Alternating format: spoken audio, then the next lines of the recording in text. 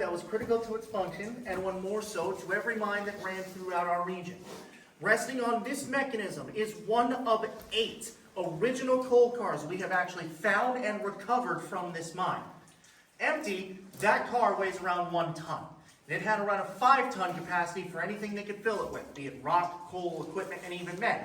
Because this is one of the ways they would have actually brought miners into the mine, in a modified car. Same way you all did, just without the roof, cushion seats, or comfortable suspension.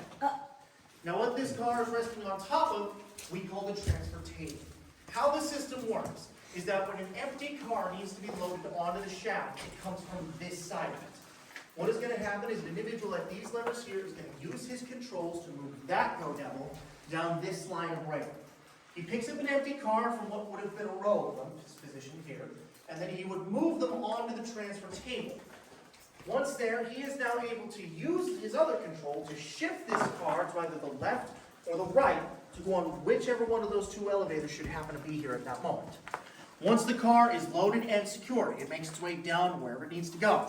Now presumably the other elevator is already on its way up here, if it isn't here already, carrying another fully loaded car. Now that was the most important thing they did here, fill these cars with coal. And to accomplish that, they used a number of different pieces of equipment and tools. Some you can see in the wall as we make our way further down the tunnel. But using all of this, they are mining only anthracite coal here. Anthracite coal here in northeastern Pennsylvania forms in what we call veins. That's a long stretch of material that was formed and shaped as our mountains grew and aged. Now to go along with that here in northeastern PA, we are home to what is just about the single largest anthracite coal field on Earth. It extends for miles, going through many different communities, entire counties.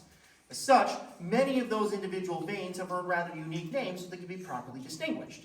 For example, the platform we stepped off of that motor down there rests inside of a section of the Orchard vein. That first Go Devil we stopped at sits inside of the Primrose. Just up ahead of us, where we're heading next, is a section of the Holmes vein. And even further than that is the Mammoth. Now as we do make our way up there, I want to point out that there are Go Devil pulleys embedded in the floor on the left side of this tunnel. I don't want to see any of you get tripped up or hurt, so if you stick more towards the middle, or on the right here with me, we'll all make it up to the Holmes vein in one piece. Go ahead.